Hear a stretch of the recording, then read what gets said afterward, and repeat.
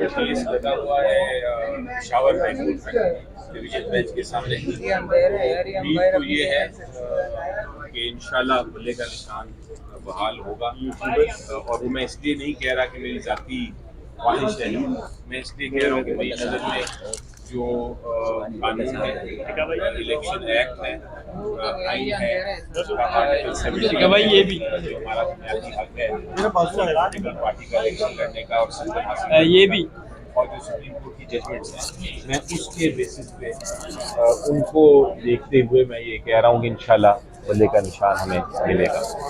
ये बताइए कि पाकिस्तान के हिसाब से जीतों का ऐलान करेगी तो फिर अपने उम्मीदवार जो है वो मैदान में उतारने जा रहे हैं। देखिए, जहाँ तक तो उम्मीदवारों का ताल्लुक है वो खान साहब ने उनको अप्रूव कर दिया है और चंद जो सीट्स हैं उनके अलावा मेरा ख्याल है बाकी सारे जो हैं वो शायद आज ही अनाउंस हो जाएं। सर ये बताइए कि 56 से क्या पाकिस्तान के साथ उम्मीदवार लगी शेख साहब की मैच जी 56 जो पिंडी का हल्का है जहाँ से जी, जहाँ तक मेरी इत्तला है पीटीआई अपना कैंडिडेट लाएगी इस कॉन्स्टिट्यूंसी पे। जी ये बताइए कि इलेक्शन कमीशन जो है बल्ले के असेंबली सबको अलाउ किया होते आप ये भी असेंबली अगर लेना चाहते कर सकते हैं। अब आम आवाम पाकिस्तान पार्टी ने अप्लाई भी किया पेंडिंग में, तो क्या लगता है अगर बल्ले के निशान आप लोगों को आपके गैर फैसला आता तो उनको अगर दे दिया जाता है किसी और पार्टी को, तो इस हवाले से आप लोगों को कानूनी हिकमत अमली क्या है? देखिए, किसी और पॉलिटिकल पार्टी को तो नहीं मिल सकता, हो सकता है किसी जिस तरह आपको याद होगा कि एक तलवार थी पीपल्स पार्टी की एक सिंबल, तो उसके बाद फैसला हुआ था कि वो किसी और को नहीं मिल सकता। तो मेरा ख्याल है बैट भी चूँकि बिल्कुल ही पीटीआई के साथ उसका एक कनेक्शन है, तो अगर किसी को दिया जाएगा तो वो फिर एक तरह से फ्रॉड होगा इलेक्शन में, और election commission of Pakistan fraud में मुलविस नहीं हो सकता। आपको लगता है पाकिस्तान को मिलना शुरू होगी या पाकिस्तान के सबको नहीं मिलेगी?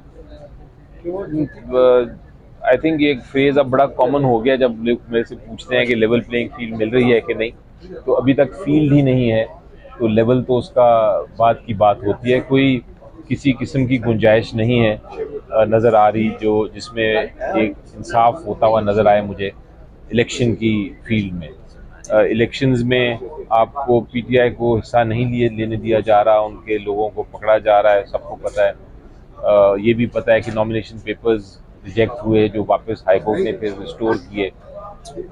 ये भी पता है आपको कि किसी को कैंपेन करने की इजाज़त नहीं हो रही। ये भी आपको पता है कि जो कैंपेन करने आता है उसको किसी ना किसी कानून या किसी गलत इल्ज़ाम के तहत अरेस्ट कर लिया जाता है। तो ये सारी चीज़ें तो नज़र आ रही हैं, इसलिए लेवल प्लेइंग फील्ड की मेरा ख्याल है बात नहीं है, वो तो नहीं मिलेगी या मिल रही। हमें इशू ये है इस वक्त कि हमने इलेक्शन लड़ना है, और तो इसलिए सबसे ज़रूरी चीज़ हमारे लिए सिंबल है, और सिंबल के बगैर फिर इलेक्शन अगर पॉलिटिकल पार्टी ना लड़ सकी तो फिर एक तरह से इलेक्शन की लेजिटिमेसी ख़त्म हो जाती है। सर आप हमें ये बता दीजिए अगर कल गुज़िश्ता रोज़ पाकिस्तान के साथ फंड रेजिंग की और बड़ी तादाद में लोग कोरोना की तादाद में फंड, लेकिन नेट जो है इंटरनेट की सर्विस को डाउन कर दिया, काफ़ी डाउन कर रहा, इसकी क्या वजह? निगरानी हुकूमत तो न्यूट्रल होती है, तो ये न्यूट्रल के किरदार अदा कर रही है। जी देखें, अब मुझे नहीं पता कि किस वजह से नेट डाउन हुआ या नहीं हुआ, लेकिन अगर नेट डाउन जानबूझ के किया गया है फिर तो ये एक बहुत बड़ा सवालिया निशान है, और यकीनी तौर पे फिर उसकी अगर निगरान हुकूमत की अंडर द निगरान हुकूमत उनके मातहत किसी ने किया है तो फिर उनको एक्शन लेना चाहिए। अगर नहीं लेंगे तो फिर उनकी जो न्यूट्रलिटी है या उनकी जो इंडिपेंडेंस है वो उस पर बड़ा सवालिया निशान उठेगा। इसलिए मेरा ख्याल है कि ये अगर नेट वाकई डाउन हुआ है और उसकी वजह टेक्निकल नहीं है, उसकी पीछे कोई इंटेंशनल या कोई नीयत के साथ किया गया है, तो फिर उसका इन्वेस्टिगेशन होनी चाहिए, और वो इन्वेस्टिगेशन अगर नहीं होगी तो फिर न्यूट्रलिटी पे केयर टेकर की न्यूट्रलिटी पे एक सवालिया निशान उठेगा। रशीद साहब, आज सिर्फ एक माह बाकी रहा है, पूरा एक माह रह रहा है इलेक्शन को, क्या देख रहे हैं? इंतखाबात का माहौल तो नहीं है, 8 फरवरी को इलेक्शन हो पाएंगे? इलेक्शन तो 100% होंगे जी इंशाल्लाह। आपको श्योरिटी है सुप्रीम कोर्ट आपको रिलीफ देगी? सुप्रीम कोर्ट को रिलीफ देने की जरूरत नहीं, सुप्रीम कोर्ट ने तो दे दिया। बल्ले के मामले पे बल्ले के मामले मैंने अभी आप जवाब दिया था, पता नहीं आपने रिकॉर्ड किया कि नहीं, लेकिन बल्ले के मामले में बड़ा क्लियर हूँ कि इंशाल्लाह बल्ला वापस मिलेगा। और जो मैंने जिस तरह कहा कि इसकी वजह ये नहीं कि मेरी ज़ाती ख्वाहिश है, इसकी वजह ये है कि अगर आप आइन पढ़ें उसमें आर्टिकल 17 पढ़ें जिसमें लिखा है कि सिंबल किसी सूरत में नहीं लिया जा सकता एक पार्टी से। अगर आप इलेक्शन एक्ट 2017 पढ़ें, अगर आप सुप्रीम कोर्ट की जजमेंट्स पढ़ें तो उससे आपको अंदाज़ा हो जाएगा कि बल्ले का निशान पीटीआई को ही मिलेगा इंशाल्लाह।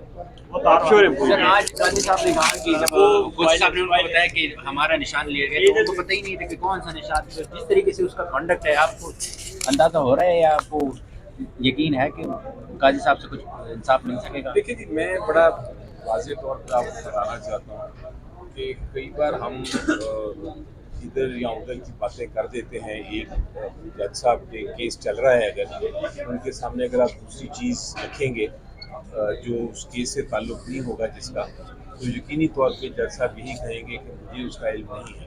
तो इसलिए मेरा ख्याल है कि हमें भी थोड़ा कंट्रोल करना चाहिए, हमें भी थोड़ा सा जो हमारे मसला है उनको देखना चाहिए सर। हम एक अपने रेलेवेंट केस में इररेलेवेंट बात ना करें। उससे ये होता है कि फिर आपके जैसे लोग फिर सवाल पूछते हैं और फिर जवाब देने पड़ते हैं। सर, आपके तो ऑफिशियल अकाउंट से काजी साहब के खिलाफ जो ट्रेंड्स चलते हैं, ट्वीट्स होते हैं, ऑफिशियल पीटीआई के ऑफिशियल अकाउंट से? नहीं, वो बिल्कुल मैं डिनाई करता रहता हूँ हमेशा। ये कंट्रोवर्सी क्रिएट हो रही है, ये पीटीआई का मौक़िफ़ बिल्कुल नहीं है। सर, इसमें कुछ बताएंगे कि मुख्तलिफ हलकों की तरफ से ये बात इतराज़ किया जा रहा है कि लेवल प्लेइंग फील्ड में तहरीक इंसाफ की वकला टीम भी उस तरीके से तैयारी नहीं है जिस तरीके वो सोशल मीडिया पर प्रेजेंट करने की कोशिश करते हैं। तो क्या आप इस बात को मानते हो कि वाकई में लीगल टीम की कोई तैयारी इसमें सर इसी में ऐड कर लें प्लीज़, आज भी समाअत के अंदर लतीफ़ खोसा साहब ने दलाइल दिए, उसमें फैक्ट्स एंड फिगर के बजाय पॉलिटिक्स और आरोज़ पर बात होती रही है, जबकि कोई भी सबूत जो है उसको साबित करने में नाकाम नजर आई। तो चीफ साहब ने कहा कि आपके पास कोई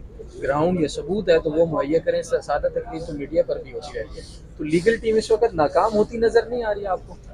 देखिए, मैंने प्रोसीडिंग्स नहीं देखी, मेरा कोई और केस चल रहा था तो मुझे नहीं पता कि उस प्रोसीडिंग्स में क्या हुआ और क्या शवाहिद पेश किए।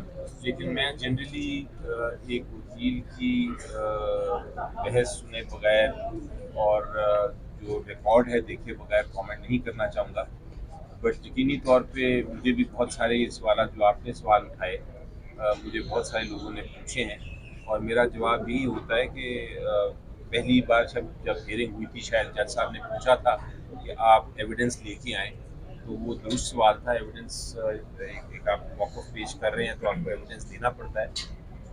लेकिन उसके बाद तैयारी कर ली थी और उसके बाद जो डॉक्यूमेंट्स आज यकीनी तौर पे पेश किए गए होंगे क्योंकि उसकी सारी तैयारी तो जहाँ तक मुझे इन्फॉर्मेशन है मौजूद थी। अब पता नहीं वो पेश की गई है या नहीं की गई, वो मैं बाद में देख के बता सकूँगा।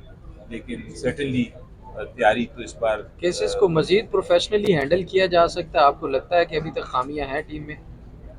देखिए, हर कोई अपना अपना प्रोफेशनली मेहनत कर रहा है, काम कर रहा है और मैं किसी के प्रोफेशनल कॉन्टेक्ट के ऊपर कमेंट ना करता हूँ ना करूँगा। शुक्रिया।